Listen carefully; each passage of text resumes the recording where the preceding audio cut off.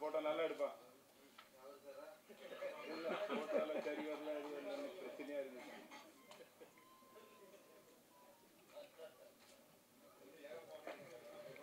Sound engineer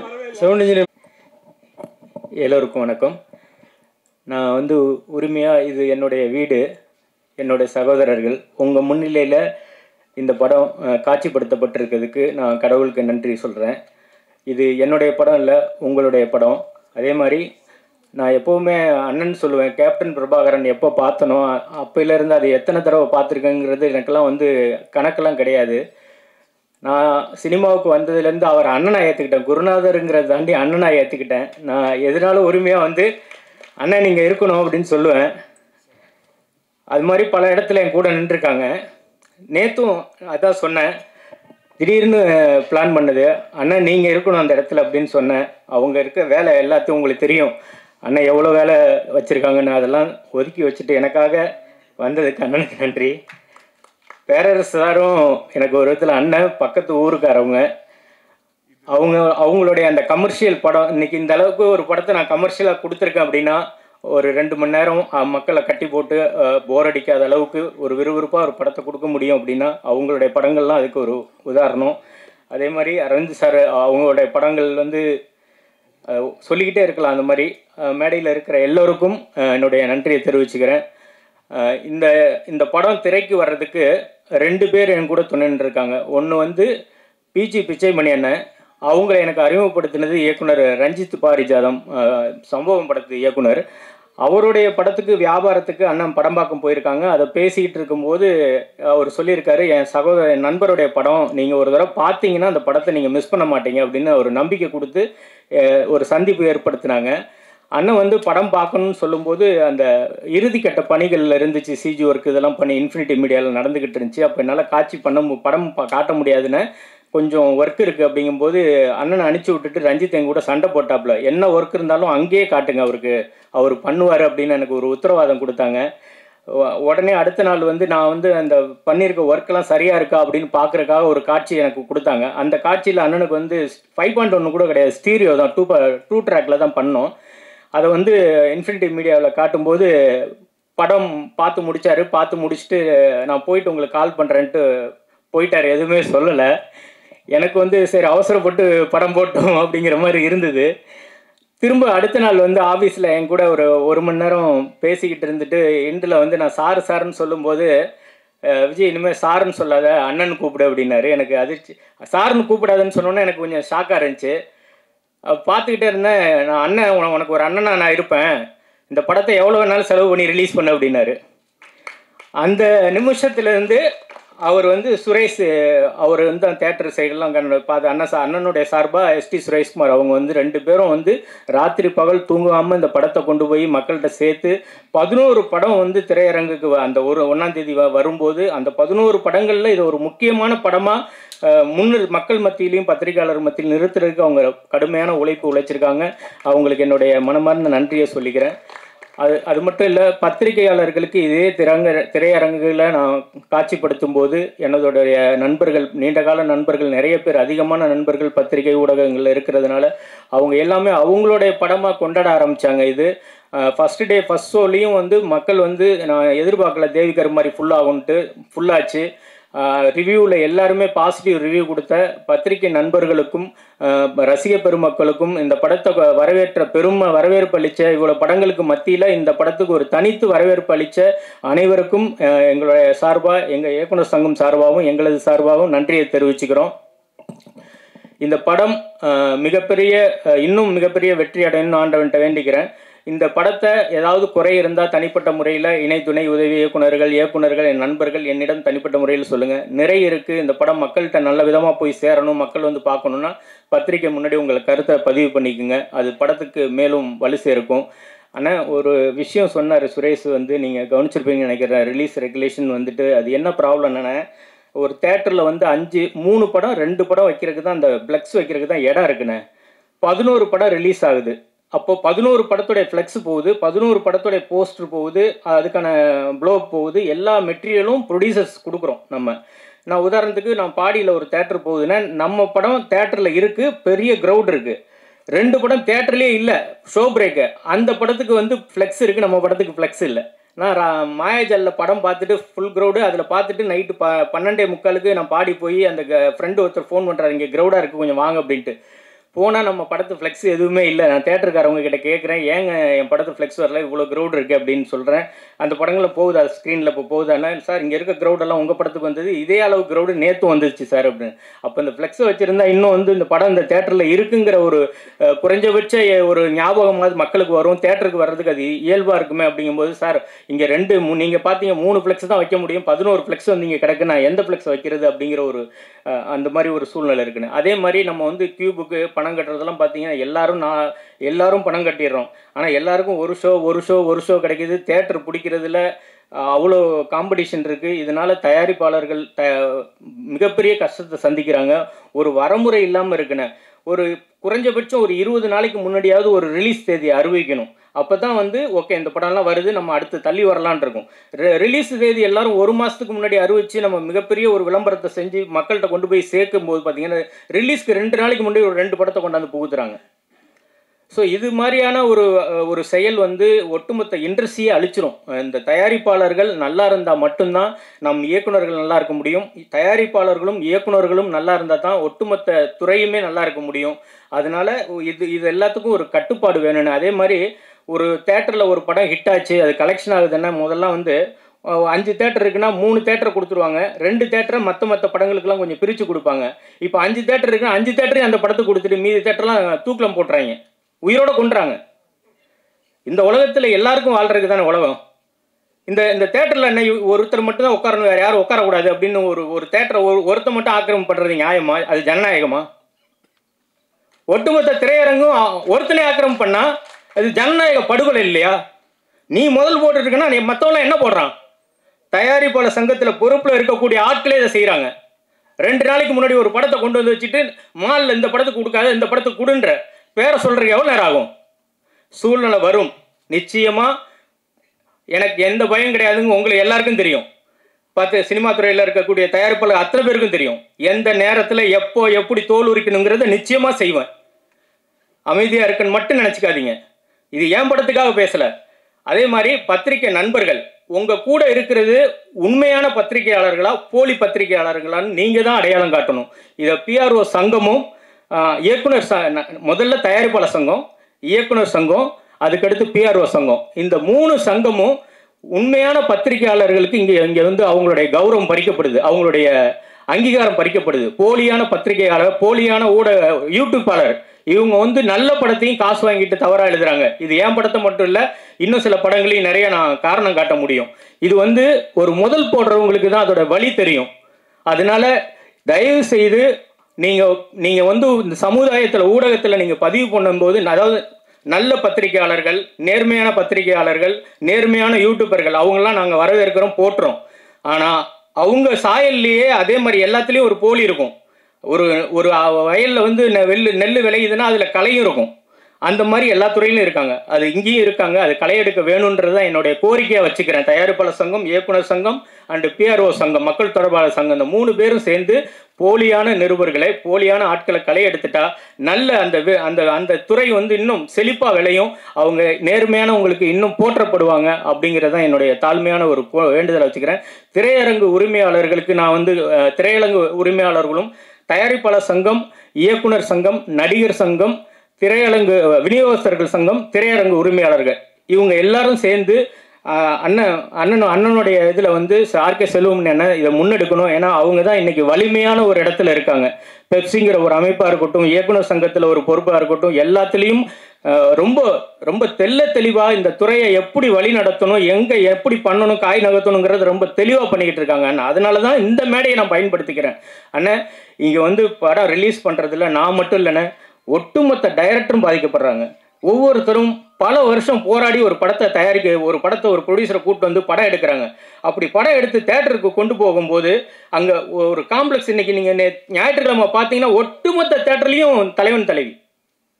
அப்போ இங்கே யாரும் வாழவே கூடாதுங்கிற மாதிரி தான் ஒரு சூழ்நிலை இருக்குது. நீ போடு 16 ஸ்க்ரீன் மாயாஜாலில் இருக்குன்னா ஒரு 2 ஸ்க்ரீனாவது கொடு. 16 ஸ்க்ரீன் இருக்குது, 2 மற்ற படத்துக்கு கொடுக்கக்கூடாது, ஒரு வருஷம் கொடு. அது நைட்டு கொண்டு போய் கொடுக்குறது 10:30 மணிக்கு ஞாயிற்றுக்கிழமை. ஞாயிற்றுக்கிழமை நைட்டு 10:30 மணிக்கு போய் படம் பார்த்துட்டு வீட்டில் போய் 2-3 மணிக்கு படுத்துட்டு காலைல ஆஃபீஸ் போக முடியுமா? ஸ்கூலுக்கு அனுப்ப முடியுமா பிள்ளைங்கள? டாப் உச்ச நட்சத்திரத்தில் இருக்க நடிகர்கள் படத்துக்கு காத்திருந்து பார்ப்பாங்க. அதிகாலையில் 9 மணிக்கு கொடுக்கறது. பிள்ளைங்களை ஸ்கூலுக்கு கொண்டு விட்டுக்கிட்டு இருப்பானா? இங்கே வந்து இருக்கிற புதுமுக ஹீரோக்கள் படங்களை வந்து அதெல்லாம் 80ஓட முடிஞ்சு போச்சு, 90 முடிஞ்சு போச்சு, 2000 அண்ணன் காலம்லாம் பொற்காலம் அது. இன்னைக்கு அன்னைக்கெல்லாம் ஸ்கூலுக்கு பிள்ளைங்களை வந்து பைக்கட்டை எடுத்து கொடுத்து போங்கடான்னு அனுப்பிச்சி விட்ருவாங்க.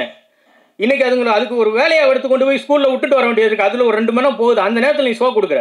அந்த நேரத்தில் ஒரு ரஜினி சார் படத்துக்கு கொடு, விஜய் சார் படத்துக்கு கொடு, அஜித் சார் படத்துக்கு கொடு, இல்லை அதுக்கு கீழே இருக்க எத்தனை ஹீரோ இருக்காங்க அவங்க படத்துக்கு கொடு. புதுமுக ஹீரோக்களுக்கும் புதுமுக டைரக்டருங்களுக்கும் ஏன் அப்படி வஞ்சகம் பண்ணுறீங்க? ஜனநாயகங்கிறது எல்லாத்துக்குள்ளது தானே. திரையரங்கு உரிமையாளர்கிட்ட தாழ்மையாக ஒரு கோரிக்கை வச்சுக்கிறோம். நாங்கள் இங்கே வந்து ஃப்ளெக்ஸ் எங்களுக்கு ஓசியாக கிடைக்கல, போஸ்டர் ஓசியாக கிடைக்கல, ஃப்ளோப் ஓசியாக கிடைக்கல, எல்லா மெட்டீரியலும் உங்களுக்கு கொடுக்குறோம். நீங்கள் தப்பு செய்கிறீங்கன்னு சொல்ல, உங்கள் நிர்வாகத்தில் இருக்கிறவங்கள கண்காணிக்க முடியாது எங்களால். நானோ என் நண்பர்களோ 2 தேட்டருக்கு போகிறோம், 3 தேட்டருக்கு போகிறோம், ஏன் ஃப்ளெக்ஸ் வைக்கல, ஏன் போஸ்டர் ஓட்டலை, ஏன் ஸ்டாண்டிஸ் கொடுத்தனே, ஏன் வைக்கலன்னு நான் கேட்க முடியுது. ஒட்டுமொத்த 100 தேட்டரில் ரிலீஸ் ஆகுதுன்னா 100 தேட்டருக்கு எப்படி போக முடியும்?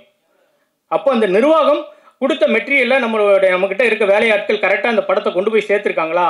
ஏன்னா நீங்கள் கொடுத்த மெட்டீரியல் ஒட்டினா தான் மக்கள் பார்வைக்கு அது வரும். மக்கள் இந்த படம் தேட்டரில் இருக்கு நம்ம போய் பார்க்கணுங்கிற எண்ணம் வரும். அப்படி ஒரு அடையாளமே இல்லை அப்படின்னா எப்படி மக்கள் தேட்டருக்கு வருவாங்க?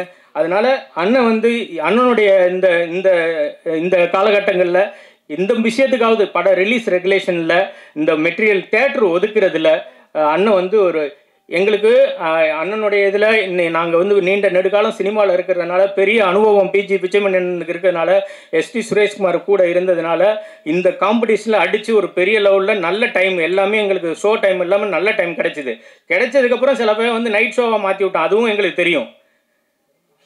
ஸோ எத்தனை பேருக்கு இந்த சப்போர்ட் கிடைக்கும்? ஒரு பிச்சைமணி அண்ணன் மாதிரி ஒரு எஸ்டி சுரேஷ்குமார் சப்போர்ட் எத்தனை டைரக்டர் கிடைக்கும், எத்தனை ப்ரொடியூசர் கிடைக்கும்? எங்கே பார்த்தாலும் நான் அந்த ப்ரொமோஷன் பண்ணுறேன், இந்த ப்ரொமோஷன் பண்ணுறேன், அத்தனை லட்சத்தை கொடு, இத்தனை லட்சத்தை கொடு, அங்கே ப்ரொமோஷன் பண்ண கடைசியில் தேட்டருக்கு டிக்கெட் எடுக்க எத்தனை பேர் வராங்கங்கிறது. ஸோ எல்லா பக்கமும் இதை வந்து ஒரு வரமுறைப்படுத்தலைன்னா சினிமா நம்ம கண்ணு முன்னாடியே அழியக்கூடிய சூழ்நிலையில் இருக்குண்ணே. நீங்கள் தூக்கி வளர்த்து நீங்கள் வளர்த்த இந்த சினிமா, நீங்கள் கொடுத்த வெற்றி, இந்த மக்களை ஈர்த்து கட்டி போட்டு வச்சுருந்த இந்த சினிமாவை காப்பாற்ற வேண்டிய பொறுப்பு அண்ணனுக்கும் பேரரசு சார் நிர்வாகத்தில் இருக்க எல்லாருக்கும் அரவிந்த் சாருக்கு எல்லாருக்கும் இருக்குது. தயவுசெய்து சரி பண்ணி கொடுங்கன்னு இந்த கோரிக்கை வச்சுக்கிறேன்.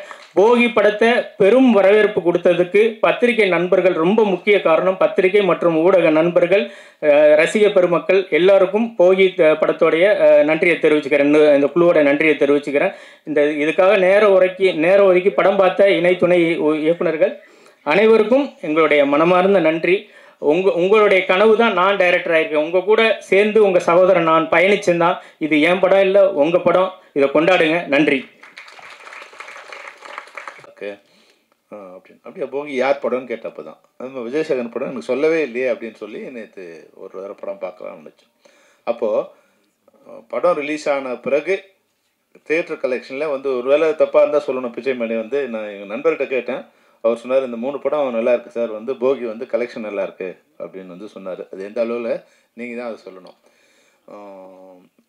நல்லா இருக்குன்னு சொல்கிறதே மிகப்பெரிய விஷயம். ஏன்னா விஜயசேகரன் வந்து ஏறக்குறைய 10-12 ஆண்டுகளுக்கு மேலாக பல ரணங்களை சந்தித்தவர். அவர் வந்து ரணம்னே படம் எடுத்தார், பல ரணங்களை சந்தித்தவர். அந்த எப்படியாவது வெற்றி பெறணும் வந்து ரொம்ப முயற்சி பண்ணிகிட்டே இருப்பார் பாவம். அந்த ரணத்துக்கெல்லாம் வந்து ஒரு மருந்தாக இந்த படம் அமைஞ்சிருக்குன்னு தான் நான் சொல்லணும். இந்த வெற்றிங்கிறது வந்து அவரோட 12 வருஷ உழைப்புக்கான ஒரு மருந்து தான். அவரோட காயங்களுக்கு ரணத்துக்கு ஏற்பட்ட மருந்தாக தான் இந்த வெற்றியை அவர் கொண்டாடணும். உண்மையாகவே வந்து அவர் எடுத்துக்கிட்ட விஷயம் மிக சிறிய விஷயம். ஆனால் அது அழகாக அதை வச்சு வியாபாரம் இல்லாமல் அதனோட வலியை, அதாவது 2 விஷயம் இருக்குது. ஒரு கற்பழிப்பை காமிக்கிறதுங்கிறது வந்து அந்த கற்பழிப்போட வலியை, வேதனையை, கொடூரத்தை காமிக்கிறது ஒரு டைப் ஆஃப் ஃபிலிம்ஸு. கற்பழிப்புங்கிற பேரில் இன்னொரு பாலியல் வன்கொடுமை செய்கிறது இன்னொரு டைப். அதை எக்ஸ்ப்ளாய்ட் பண்ணுறது. அப்படி இல்லாமல் இந்த படம் வந்து அந்த விஷயத்தோட உணர்ச்சியை, அந்த வன்கொடுமையை, அதனோட வக்ரத்தை, அதனோட வேதனையை மக்களுக்கு வந்து உணர்த்துது. அதுதான் இந்த படத்தோட மிகப்பெரிய வெற்றி. சின்ன கண்டென்ட்டாக இருந்தால் கூட, இப்போ பேரரசு சொன்னார், முன்னாடிலாம் வந்து அழகான பெண்களை கற்பழிக்கிறதுங்கிறது தான் இது. அதாவது வந்து நம்ம வந்து ஃபிலிமில் எடுக்கும்போதே ஒரு கற்பழி காட்சி இருக்குன்னா எப்படி பார்ப்பாங்கன்னா, ஒரு அழகான பெண் இருந்தால் கற்பழிக்கும். ஆனால் இப்போ சொசைட்டியில் எப்படி இருக்குன்னா, பெண்ணு கூட தேவையில்லை. 60 வயசு கழுவியாக இருந்தாலும் ஓகே, 70 வயசு கழுவியாக இருந்தாலும் ஓகே, இல்லை 7 மாத குழந்தைய கூட ஒருத்தன் கற்பழிக்கிறான்னா இவனோட வக்ரம் எங்கே இருக்குது? அப்போது ஆடை இது மாதிரி இருக்கிறதால தான் அவங்க கற்பழிக்கிறாங்க அப்படின்னு ஆடை இல்லாதவங்க கற்பழிக்கிறாங்களே. மொத்தமாக மூடி வச்சுருக்க, மொத்தமாக மூடி ஒரு 75 ஒரு பெண்மணி கிட்ட என்ன அழகு இருக்கும்? அது வயசானங்கிறவங்க தவிர ஒரு பெண்ணுக்கு வந்து ஒரு கொம்புக்கு புடவை கட்டினா கூட அதை போய் கற்பழிப்பாங்கிற வக்ரத்தான் வந்து சொசைட்டியில் வந்து அதிகமாயிட்டா அந்த சொசைட்டியை 2 வகையில் கண்ட்ரோல் பண்ணும்.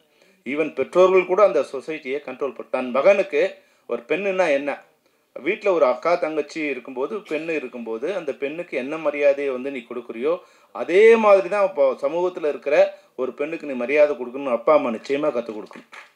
இது முக்கியமான விஷயம்.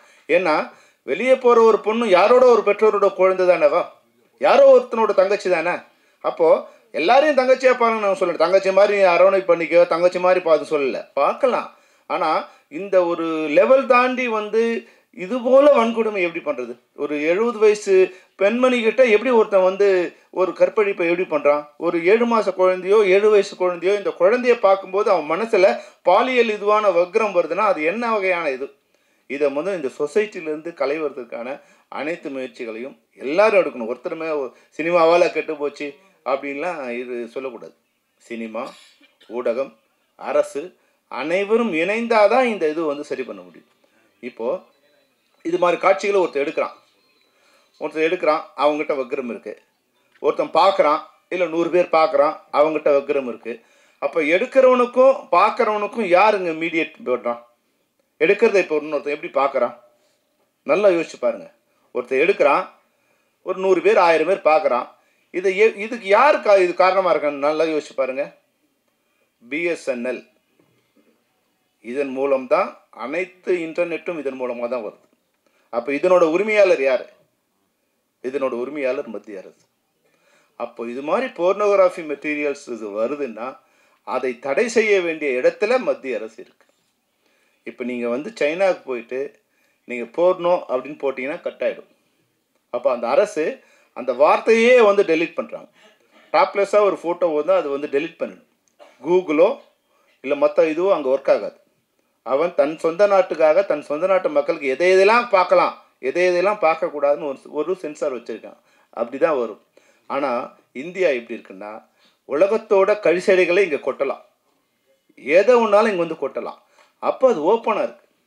அதை முதல்ல சரி இது பண்ணணும். இப்போ மனசில் வந்து இங்கே கீழே வந்து நெருப்பு எரிஞ்சிட்டே இருந்தால் மேலே இருக்கிற தண்ணி கொதிச்சுட்டே இருக்கும். அப்போ வக்கரத்துக்கான எல்லா விஷயங்களையும் இந்த சமூகத்துக்கு நீங்கள் கொடுத்துட்டே இருந்தீங்கன்னா வாயால் சொல்ல கூச மாதிரியான விஷயங்கள் வந்து பப்ளிக்காக இருக்குது. இந்த ஃபோனில் இப்போ எடுத்து உங்களுக்கு காமிக்கிறேன். நான் இதை பார்க்கக்கூடிய இதுவும் கொடுத்துட்டு கெட்டதையும் கொடுத்துட்டு நீ பார்க்காதன்னா எப்படி இது சாத்தியம்? அப்போ எங்களுக்கு மட்டும்தான் வந்து பொறுப்பு இருக்கா?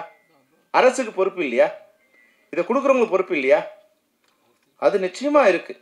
அந்த கொதிநிலையை கண்ட்ரோல் பண்ண வேண்டியது அரசோட வேலை. நான் வந்து சினிமாலாம் யோக்கியம், நீங்கள் அரசு மேலே குறை சொல்லிட்டு எஸ்கேப் ஆகிறோன்னு நீங்கள் நினச்சக்கூடாது. சினிமாவிலும் அது போன்ற காட்சிகளை தவிர்க்கணும். ஒரு காட்சியை வந்து ஒரு சந்தோஷத்தை ஒரு அழகுணர்ச்சியை காமிக்கிற மாதிரி தான் திரைப்படங்கள் அமையணுமே தவிர ஒரு வல்கரையோ ஒரு பாலியலை வந்து ஆமோதிக்கிற மாதிரியோ இல்லை அதை வந்து வரவேற்கிற மாதிரியான காட்சிகள் இருக்கக்கூடாதுங்கிறது எந்த கருத்து வேறுபாடும் இல்லை. வியாபாரத்துக்காக எந்த மாதிரியான விஷயங்கள் பண்ணலாங்கிறது நான் சொல்லவே இல்லை. திரைப்படத்துறையிலும் ஒரு தணிக்கை வேணும், சுய தணிக்கை வேணும். முதல்ல தணிக்கைங்கிறது வேறு விஷயம், சுய தணிக்கை வேணும். எது மாதிரியான விஷயங்களை சொல்லலாம் அப்படிங்கிற விஷயம். நீ போய் 70 வயசு ஒரு பெண்மணியை கற்பழிச்சு சரின்னு ஒருத்தர் சொல்ல முடியுமா? அது மாதிரி காட்சிகள் வருதா படத்துங்களை? அது மாதிரி நிச்சயமாக வந்திருக்காது. எவ்வளோ மோசமான படத்துலையும் இது மாதிரி மோசமான கண்டென்ட் இருக்காது. அதனால் எங்களோட பார்ட் இருந்தால் அதை நாங்கள் சரி செய்து கொள்கிறோம். ஆனால் இதனுடைய பெரும்பான்மையான பங்கு இது அரசுகிட்ட தான் இருக்குதுன்னு நான் நினைக்கிறேன். இன்றைக்கி ஏறக்குறைய 10,000க்கும் அதிகமான சைட் இருக்குது. 10,000க்கும் அதிகமான சைட் இருக்குது. 24 மணி நேரம் போர்னோகிராஃபி வந்துன்னே இருக்குது. இப்போலாம் நான் ஏற்கனவே நிறைய தடவை சொல்லியிருக்கேன். முன்னாடிலாம் வந்து குழந்தைங்க வீட்டை விட்டு வெளியே போனால் அப்பா அம்மா பயப்படணும், ஐயோ குழந்தைய காணுமேன்னு பயப்படணும். ஆனால் இப்போ குழந்தைங்க ரூமுக்குள்ளே போய் கதவை சால் போட்டால் பயப்பட வேண்டியிருக்கு. அவங்க ஃபோனோடு போயிட்டு ரூமை கதவை சாத்தினாங்கன்னா அப்பா அம்மாவுக்கு பயமாக இருக்குது. ஏன்னா அப்பா அம்மாவுக்கு தெரியும் எவ்வளோ அதில் வந்து ஆபத்து இருக்குன்னு தெரியும். அப்போ அந்த ஆபத்துக்களை சரி செய்ய வேண்டிய இடத்துல யார் இருக்காங்களோ அவங்க சரி செய்யும். அதை நிச்சயமாக இந்த படத்தின் மூலமாக என்னெல்லாம் கொடுமை இருக்குன்னு நாங்கள் காமிச்சிடுறோம். இந்த கொடுமையை இது புதுசானது இல்லை. ஏற்கனவே பல்வேறு விஷயங்களில் பல்வேறு ஆர்டிஸ்ட் வரும்போது இது மாதிரி நடந்திருக்குன்னு வந்து சில பேர் அதை வியாபாரம் பண்ணியிருக்காங்க. அது யூடியூப்பில் வந்து கொஞ்சம் பேர் அது வியாபாரமாக அவங்கள பண்ணாங்க இவங்கள பண்ணாங்க அப்படின்னு. பிணத்தை கூட புணரக்கூடிய காம வெயின்குள்ள நாடு அப்படிங்கிற ஒரு நிலை போய் அதை ஒருத்தர் வியாபாரமாக பண்ணக்கூடிய இடத்துல கூட வந்துட்டோங்கிற ஒரு அடுத்த லெவலுக்கு கூட இந்த நாடு போயிடுச்சுங்கிற போது நிச்சயமாக அதை சரி செய்ய இடத்துல திரைப்படம் துறையும் இருக்குது, அரசும் இருக்குது, மக்களும் இருக்காங்க. அதுக்கு ஒரு விழிப்புணர்ச்சியாக இந்த திரைப்படம் அமைஞ்சிருக்கு. விஜயசேகரன் வந்து அவருடைய கருத்துக்களை ரொம்ப சொன்னார், வேதனையை சொன்னார். ஏன்னா விஜயசேகர் வந்து எப்பவுமே வந்து ஒரு ரௌத்திரமான ஒரு நபர். அவர் வந்து அந்த எப்படி வந்து போகி திரைப்படத்தில் கெட்டவைகளை போட்டு எரிச்சாரோ அது மாதிரி கெட்டவைகளுக்காக எதிர்த்து போராடக்கூடிய அவர் எந்த நிலையில் இருந்தாலும், ரொம்ப சிரமமான நிலையில் இருந்தாலும் நல்ல நிலையில் இருந்தாலும் அதை எதிர்த்து போராடிட்டே இருக்கக்கூடிய. அதனால தான் இன்றைக்கி அவரோட வார்த்தை வந்து எனக்கு வந்துடுச்சு. ஆனால் இங்கே இருக்கிற எல்லா இயக்குனரோட வாழ்க்கைங்கிறது நிச்சயமாக வந்து அதை சரி பண்ண வேண்டிய இடத்துல யார் இருக்காங்கன்னா இப்போ வந்து தயாரிப்பாளர் தான் இருக்காங்க. இயக்குனர் நிச்சயமாக நாங்கள் பெப்சி அவங்களோட இருந்து துணை இருந்து பண்ணுவோம். இன்றைக்கி 11 படம் ரிலீஸ் ஆகுது. இந்த 11 படத்தை அவங்க முறைப்படுத்தி ஏறக்குறைய ஒரு 5 படம் இல்லை 6 படம் பண்ணாங்கன்னா 50 வாரம் இருக்குது. முன்னாடிலாம் வந்து ஒரு கட்டுல் இருந்தது, தயாரிப்பாளர்கிட்ட ஒரு கட்டுக்கோப்பாக இருந்தாங்க. தயாரிப்பாளர் சங்கம் ஒரு கட்டுக்கோப்பான ஒரு இடத்துல இருந்தது. அப்போ பெரிய படங்கள் வந்து எப்போ ரிலீஸ் பண்ணணும், சின்ன படங்கள் எப்போ ரிலீஸ் பண்ணணும் அப்படிங்கிற இடத்துல அந்த வியாபாரம் தயாரிப்பாளர் சங்கத்தில் தயாரிப்பாளர்கிட்ட இருந்தது. ஆனால் இன்றைக்கி அது இல்லை. 9 மணி ஷோக்கெலாம் யாராவது வருவாங்களா? 9 மணி ஷோக்கு யார் வருவாங்க? எந்த பொறுப்பும் இல்லாமல் இருக்கிறவங்க, அதாவதுனா ஒரு டீனேஜ் ஸ்டூடெண்ட்ஸ் 9 மணிக்குள்ளே வருவாங்க. யார் மிட் நைட்டுக்கு அப்புறம் படம் பார்க்க போவாங்க? அடுத்த நாள் வேலை இல்லாதவங்க படம் பார்க்க போவாங்க. ஆனால் இப்போ நம்ம படத்தை பார்க்க வர்றவங்களாம் யார்? ஒரு சின்ன படம் கண்டென்ட் வைஸ் யாருக்காக படம் எடுக்கிறாங்க? அது வந்து ஒரு மிடில் ஏஜில் இருக்கவங்களுக்காக, இல்லை பொறுப்பான குடும்ப தலைவர்களுக்காக, இல்லை ஒரு குடும்பத்தினர் பார்க்குற மாதிரியான படங்கள் தான் இந்த கண்டென்ட் வைஸ் இருக்கும். ஆனால் இவங்களை எப்போ படம் பார்க்க முடியும்? ஒரு 11:30 ஒரு 11 o'clockலேருந்து நைட் 9 o'clock 10 o'clock வரைக்கும் தான் அந்த டைமில் தான் இவங்க படம் பார்க்க முடியும். ஆனால் அந்த நேரங்களில் படமே போடாமல் உங்கள் படத்தை போட்டோம் ஆள் வரல க்ளோஸ் பண்ணிட்டோம், உங்கள் படத்தை போட்டோம் ஆள் அதாவது நாம்கே வஸ்டன் சொல்கிறது இல்லையா, பேரளவில் வந்து போட்டோம் ஆடியன்ஸ் வரல அதனால் போடல. அப்படி இருக்கக்கூடாது. என் படம் எப்போ ஓடுதுன்னு எனக்கே தெரியாத போது ரசிகர்களுக்கு எப்படி தெரியும்? போகிங்கிற திரைப்படம் எங்கே ஓடுதுன்னு இப்போ விஜயசேகர் தெரியுமான்னு கேளுங்க. இந்த ஷோக்கு பணம் கட்டியிருப்பார். நாளைக்கு சொல்லுவாங்க இதில் அந்த க்யூப்லேருந்து, இல்லை சார் நேற்று உங்கள் ஷோ கேன்சல் ஆகிடுச்சு. அப்போ தான் தெரியும் தயாரிப்பாளருக்கு நம்ம படம் அங்கே ஓடலன்னு. இது மாதிரி கேவலமான இடத்துல தான் இன்றைக்கி இண்டஸ்ட்ரி இருக்குது. அந்த தயாரிப்பாளர்களுக்கு முன்னாடி நாங்கள் படம் போட்டோமா, எங்கள் படம் 60 தேட்டர் தான், 60 தேட்டரில் படம் ஓடுன்னு எங்களை சொல்ல முடியும். அவர் சொன்ன மாதிரி இப்போ தேட்டரில் வந்து நம்ம ஃப்ளெக்ஸை ஓரமாக வச்சுட்டு கல்யாண் ஜுவல்லரி ஃப்ளெக்ஸை அதிகமாக வச்சுருக்காங்க. இது என்ன கேவலமான இதுவாக இருக்கு பாருங்க. திரையரங்கம் எதுக்காக இருக்குது? திரைப்படங்கள் வர உங்கள் படத்தில் உங்கள் தேட்டரில் எந்த படம் ஓடுதுன்னு சொல்கிறது தானே உங்கள் இது இருக்குது. ஆனால் அதுக்கே வந்து உங்கள் படத்தில் ஓடுனா சின்னதாக எங்கேயோ ஒரு மூலையில் வச்சுவோம், அதுக்கு நம்ம பணம் கட்டணும். இப்போ எங்கள் படம் ரிலீஸ் பண்ணலாம் அப்படின்னு நினைக்கிறோம் சார், ட்ரெய்லர் போடலாம் அப்படின்னா 20 லட்ச ரூபா பணம் கொடுங்குறாங்க. அதாவது நம்ம படத்தை நம்ம படம் ஓடும்போதே, நம்ம தயாரிப்பால் எடுத்த படம் ஓடும்போதே போடுறதுக்கு நான் 20 லட்ச ரூபா படம் கொடுக்கணும். அப்போ இன்னும் புற்றுச்சல் மாதிரி உங்கள் படத்தை ப்ரொமோஷன் பண்ணுறேன் நான், இது எனக்கு இவ்வளோ கொடுன்னா, எடுத்த படத்தை விட ப்ரொமோஷனுங்கிற பேரில் பல பேர் கொள்ளையடிக்கிங்க வந்துட்டாங்க. அப்போ யாருக்கிட்ட பணம் கொடுத்தா நம்ம படம் ப்ரொமோஷன் எதத்தின்னா பெத்தம் தெளியா அப்படிங்கிற நிலை அறியாத தயாரிப்பாளர்கள் இருக்கிறதால, அந்த மாதிரி சூழ்நிலை தயாரிப்பு இருக்கிறதால வரவங்கட்டெல்லாம் வந்து உனக்கு 50,000 உனக்கு 50,000 உனக்கு 50,000 கொடுத்தா அவங்க விளம்பரத்தை பார்த்து யார் வராங்கன்னு தெரியாது. படம் பார்க்க வரும்போது 10 பேர் 5 பேர் 20 பேர் இருந்தால் இந்த ப்ரொமோஷன்லாம் யாருக்கிட்ட இவங்க ப்ரொமோஷன் பண்ணாங்கன்னு தெரியாது. இப்போ இதை சரி செய்ய வேண்டிய இடம் வந்து ஒரு இடம் இருக்குது, அது தயாரிப்பாளர்கள். இப்போது டிமாண்ட் இருக்குது, சப்ளை இருக்குது. சப்ளை 1000 திரைப்படங்கள் இருக்குது, இங்கே 5 கோடி பேர் படம் பார்க்க தயாராக இருக்காங்க. இதை சரி பண்ணக்கூடிய இடம் என்ன? எப்படி படம் பார்க்கறது? இந்த 1000 திரைப்படங்களை பணமே கொடுக்காம என் படத்தை போடுன்னு சொல்கிற நிலையில் இருந்தால் கூட, ப்ரொடியூசர் இருந்தால் கூட, அதை பார்க்க இன்றைக்கி ஓடிடி வராங்களான்னா இன்னும் அவங்கள போய் உருவணும். நீங்கள் சார் என் படத்தை பாருங்கள், படத்தை பார்த்து ஃப்ரீயாக போடுங்க, பணமே கொடுக்க வேண்டாம், உங்கள் ஓடிடிலையாவது போடுங்க அதுக்கு அவன் சொல்கிறான் பார்த்துட்டு போடுறோம். எப்படின்னா பசி எடுக்கும்போது எல்லாத்தையும் நம்ம வந்து ஒரே ஒரு மீன், நாங்கள் வந்து அசிஸ்டன்ட் டைரக்டராக இருக்கும்போது ஒரு மீன் துண்டு வைப்பான் சாப்பாட்டில், அது ஃப்ரீயாக வச்சுருவான். அந்த மீன் துண்டை பார்த்துக்கிட்டே சாப்பிடுவோம் நாங்கள். ஏன்னா அது சாப்பிட்டுட்டு அப்புறம் சாப்பிட முடியாது, சாப்பாடு இதுவாக இருக்காது. அப்போ ஒரு சின்ன பீஸ் எடுத்து அந்த முள்ளை கூட நிறைய தடவை திருப்பி நக்கிக்கிட்டு இருக்கும் அங்கே அசிஸ்டன்ட் டைரக்டராக இருக்கும்போது. அவன் டைரக்டர் ஆகிட்டோம், வந்து சின்ன ஒரு கல்யாணத்துக்கு போனோம், 60 வகை சாப்பாடோடு இருக்குன்னா சும்மா ஒன்று ஒன்றா எடுத்து அப்படி சாப்பிட்டுட்டு தள்ளி விட்டுட்டு. அப்போது ஓவர் சப்ளை இங்கே வந்து குப்பைக்கு போயிடுது. அப்போ இங்கே வந்து படம் இல்லாத போது நம்ம படத்தை போட்டு ஓட்டிகிட்டு இருந்த கஷ்டமாக படம் கொடுங்க, நம்ம படத்துக்கு படம் கொடுத்து பணம் வாங்கி, பணம் கொடுத்து நம்ம படத்தை வாங்கி அவங்களே போஸ்டர் ஒட்டி அவங்களே வியாபாரம் பண்ணி நமக்கு பணம் கொடுத்த காலம் ஒரு காலம். அப்போது டிமாண்ட் இருந்தது, சப்ளை கம்மியாக இருந்தது. இப்போது நம்மளே படத்தை கொடுத்துடணும், ஃப்ரீயாக கொடுத்துடணும். இதை வந்து ப்ரொமோஷன் பண்ண பணம் கொடுத்துடணும், நம்மளே வந்து ஃபோட்டோ கார்டு கொடுக்கணும், நம்மளே ஃப்ளெக்ஸ் கொடுக்கணும், அதை ஒட்டுறதுக்கு நம்மளே காசு கொடுக்கணும், அது ஒட்டினானே இல்லைன்னு பார்க்க நம்ம ஆளை வைக்கணும். ஆனால் அங்கே போய் பார்த்தா ஃப்ளெக்ஸ் இல்லை. ஏன்னா அவர் சொல்லுவார், இல்லை சார் 10 படம் வருது, உங்கள் படத்தை எங்கே வைக்கணும்னு தெரில, இப்படிங்கிற நிலைமை இருக்குது. இது சரி, அவர் சொன்னது நாங்கள் வந்து அவர் என் மேலே இருக்க அன்பில் இல்லை என் மேலே இருக்க நம்பிக்கையில் அது சொன்னார். நிச்சயமாக நான் அதை பண்ணுவேன். ஆனால் இதை யார் பண்ணணும்னா தயாரிப்பாளர் சங்கங்கள் தான் பண்ணணும். அவங்க தான் இது சரி பண்ணணும். அவங்க சரி பண்ணுறத மூலமாக தான் இன்றைக்கி ஏறக்குறைய இங்கே வந்து 200 டைரக்டர்ஸ் உட்காந்துருக்காங்க. இவங்க எல்லாம் விஜயசேகர் மாதிரியே வந்து போராடிட்டே இருக்காங்க, கடந்த 10-15 வருஷம் போராடிட்டே இருக்காங்க. அவங்கள்ட்ட தயாரிப்பாளராக வராங்க. ஆனால் தயாரிப்பாளருக்கு ஒரு கேரண்டி என் மேலே கொடுக்க முடியுமா? இப்போ முன்னாடி வர தயாரிப்பாளர் லாபம் வருமானு கேட்ட தயாரிப்பாளர், இப்போ வர தயாரிப்பாளர் என்ன கேட்குறேன்னா என் படத்தை ரிலீஸ் பண்ண முடியுமா? இதுதான் உண்மை. அப்போ ரிலீஸ் ஆகுது பண்ண முடிஞ்சால் போதுங்கிறாங்க தயாரிப்பாளர். ஆனால் அது கூட இன்னைக்கு பண்ண முடியாமல் சூழ்நிலை தமிழ் இண்டஸ்ட்ரி இருக்குது. அதுதான் அதனுடைய கோபத்தோட வெளிப்பாடு தான் விஜயசேகரனோட அந்த வேதனையான வார்த்தைகள்.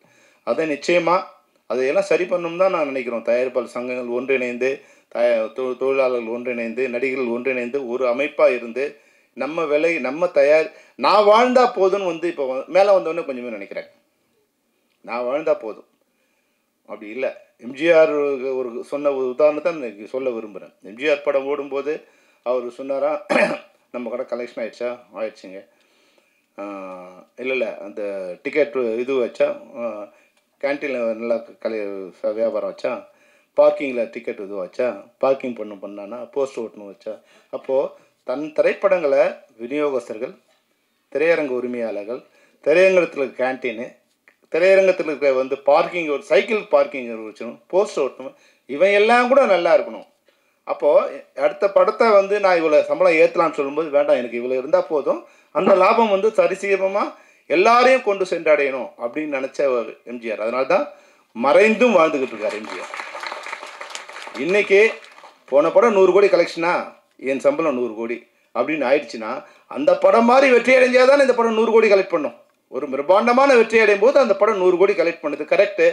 அடுத்த படத்தோட பட்ஜெட்டை நீ 100 கோடி வச்சுட்டீங்கன்னா அந்த படம் மாதிரி இந்த படம் ஓடுவான். அது அப்படி எப்படி ஓட முடியும்? அப்போ கதை கேட்க வரும்போது இன்றைக்கி வந்து ஒரு கதை கேட்க சொல்ல வரும்போது நடிகர்கள் என்ன சொல்கிறாங்கன்னா, சார் பட்ஜெட் 100 கோடியில் சொல்லுங்கிறார். கதை சொல்கிறதுக்கு வர்றோம், ஆனால் பட்ஜெட்டில் 100 கோடி சொல்ல வர்றதா? என்னென்னா இவரோட காம்படிஷனாக இவர் நினைக்கிற ஆள் வந்து 100 கோடியில் இருக்கார் அவர். அப்போது நான் வந்து அவரை மாதிரி என்னோட படம் அமையணும். முதல்ல கதையை கேட்போம், அந்த கதைக்கு 100 கோடி செலவு பண்ணால் பரவாயில்ல, அது உங்கள் இஷ்டம், அது மாதிரி இந்த கதையில் இருந்தால் பரவாயில்ல. ஆனால் கதை சொல்ல வரும்போது 100 கோடியில் கதை சொல்லுங்கன்னு சொல்கிற மாதிரி இருந்தால் அது சரியாக வராது. அதை சம்மந்தப்பட்ட அனைவரும், நாங்கள் முதல்ல எங்களது வந்து கூக்குரலாக இருந்தது, புலம்பலாக இருந்தது, அப்புறம் நாங்களே அதை செய்கிற மாதிரி இன்ஸ்ட்ரக்ஷனாக மாறக்கூடிய ஒரு கட்டாயம் வந்துடும். இப்போது நாங்கள் தான் தயாரிப்பாளர்கள் கூட்டு வரோம். இங்கே இருக்கிற அசிஸ்டன்ட் டைரக்டரும் மேனேஜரும் தான் இன்றைக்கி இண்டஸ்ட்ரியை காப்பாற்றிட்டுருக்காங்க. மற்ற பேரால் இன்றைக்கி வந்து ஏறக்குறைய 250 திரைப்படங்கள் இன்றைக்கி தயாரிக்கப்படுது. இதில் 10 திரைப்படங்கள்லேருந்து 20 திரைப்படங்கள் வந்து பெரிய நடிகர்கள், அவங்க வந்து கார்ப்பரேட் கம்பெனியோ இல்லை அவங்கள சொந்தம் பண்ணிக்கிறாங்க. மீதி இருக்கிற 225 திரைப்படங்களை உருவாக்குபவர்கள் இங்கே இருக்கிற உதவி இயக்குநர்களும் மேனேஜரும் தான். இவங்க தான் ஊராக போய் யாரோ தேடி அவங்கள கரெக்ட் பண்ணி ஏமாற்றி பொய் சொல்லி கொண்டு வராங்க. ஏமாற்ற அவங்கள நாசமாக்குறதுக்காக பொய் சொல்லலை, எப்படியாவது கொண்டு வந்து இல்லாமல் இவனுக்கு ஒரு நம்பிக்கை இருந்த படம் வந்து இப்போ போகி இருக்குது, போகி மாதிரி ஓடினா கூட போதும்னு நினைக்கிற மாதிரி இருக்குது. அப்போ அது மாதிரி அவங்கள சரி பண்ணி கொண்டு வராங்க. அப்போ இவங்க தான் இன்றைக்கி இண்டஸ்ட்ரி, இவங்களை நம்பி தான் இன்றைக்கி பெப்சியே இருக்குது. அவங்க வந்து ஒரு 30% நம்மளை ஃபீட் பண்ணாங்கன்னா இந்த 229 திரைப்படம் தான் இன்றைக்கி 25,000 தொழிலாளர்களை காப்பாற்றுறது. இது மாதிரி நம்ம விஜயசேகர் மாதிரியான தயாரிப்பாளர்கள் தான் எங்களை காப்பாற்றுறாங்க. அப்போ அவங்கள காப்பாற்ற வேண்டிய இல்லை அவங்கள பற்றி கவலைப்பட வேண்டிய ஒரு இடத்துல நாங்கள் இருக்கோம். அதனால தான் இந்த கன்சர்ன் தவிர ஐயோ அவர் வாழ்ந்தார் பெரிய ஆளுகள் பார்த்து ஒரு பொறாமையோ இல்லை அவங்கள பார்த்து வந்து வைத்தறிச்சலோ இல்லை. கீழே இருக்கிறவங்களுக்கு வந்து நல்ல படம் எடுத்தால் கூட அவங்களால காப்பாற்ற பண்ண முடியலையே அப்படிங்கிற ஒரு வேதனையில் எங்களுடைய கூக்குரலாகவும் எங்களுடைய புலம்பலாகவும் எங்களுடைய வேதனையாகவும் இதை நாங்கள் சொல்லவே சொல்ல விரும்பணும். பத்திரிகையாளர்களுக்கு சம்மந்தப்பட்டவங்க தயாரிப்பாளர்களோ அரசோ இல்லை சம்மந்தப்பட்ட வேறு யாரோ அவங்க எல்லாம் இருந்து அதை சரி பண்ண வேண்டியது இந்த போகி திரைப்படத்தின் மூலம் நான் சொல்ல விரும்புகிறேன். போகி திரைப்படம் வந்து வழக்கமாக எங்கள் மெம்பர்களுக்கு வந்து அதை வந்து இப்போ ஷோவாக தான் ரிலீஸ் பண்ணுவோம். ஆனால் ஏற்கனவே அது வெற்றி படமாக இருக்கிறதால அது வெற்றி விழாவே இது வச்சுக்கலான்னு நான் வந்து விஜயசேகர்கிட்ட சொன்னேன். ஏன்னா படம் 3 நாள் வரைக்கும் ஃபுல்லாக போகுதுங்கிற அளவுக்கு அதுவே ஒரு வெற்றி தான். முன்னாடி 100 நாள் ஓடினா தான் எங்களுக்கு வெற்றி. ஆனால் இன்றைக்கி படம் 3 நாள் படம் ரிலீஸ் ஆனால் ஒரு வெற்றி, படம் 2வது நாள் ஷோ இருந்தால் மிகப்பெரிய வெற்றி, 3 நாள் வெள்ளி சனி ஞாயிறு தாண்டிடுச்சுன்னா அது மிக மிக பிரம்மாண்டமான வெற்றி. அப்போ இந்த வகையில் போகி திரைப்படம் பிரம்மாண்டமான வெற்றி அடைந்திருக்கு தான் சொல்லணும். 3வது நாளை தொடர்ந்து 4வது நாளும் திரையரங்கில் அந்த படம் ஓடிக்கிட்டு இருக்கு. அந்த வெற்றி அளித்த ரசிகர்களுக்கும் அதுக்கு உதவியாக இருந்த பத்திரிகையாளருக்கும் இந்த நேரத்தில் நன்றியை தெரிவித்துக் கொண்டு பிச்சைமணி அவர்களுக்கும் இதுபோல் நிறைய படங்கள் இருக்குது, நீங்கள் ஒரு தடவை பார்த்து அந்த படங்கள் திரையரங்கு வரத்துக்கு நீங்கள் உதவி செய்ய வேண்டும். நீங்கள் நல்லா இருந்தால் தான் இது மாதிரியான திரைப்படம், ஏன்னா நீங்கள் ஒரு படம் பார்த்து அந்த படத்தை வந்து ரிலீஸ் பண்ணியிருக்கீங்க. அந்த வகையில் உங்களுக்கு நன்றி. உங்களை போன்ற பச்சைமணி மாதிரி இதில் நிறைய பேர் இருப்பாங்க. எப்படி வந்து ஒரு நல்ல திரைப்படத்தை நீங்கள் கண்டுபிடித்தீங்களோ அது மாதிரி உங்களை மாதிரி இருக்கிற டிஸ்ட்ரிபியூட்டர்ஸ் கூட எங்கள் யூனியனுக்கு நீங்கள் இன்ட்ரடியூஸ் பண்ணிங்கன்னா அவங்களுக்கு இது மாதிரி 100 படங்கள் எங்ககிட்ட இருக்குது. போகி மாதிரி வந்து வெளியே வர சிரமப்படுற மிக நல்ல திரைப்படங்கள் 100 படங்கள் இருக்குது. அந்த திரைப்படங்களும் வெளியே வரத்துக்கு நீங்கள் உதவி பண்ணணும் கூறிக்கொண்டு இந்த நேரத்தில் இங்கு வந்திருக்க உங்கள் அனைவருக்கும் எங்களுடைய நன்றியை தெரிவித்துக் கொண்டு விடைபெறுகிறேன். நன்றி, வணக்கம்.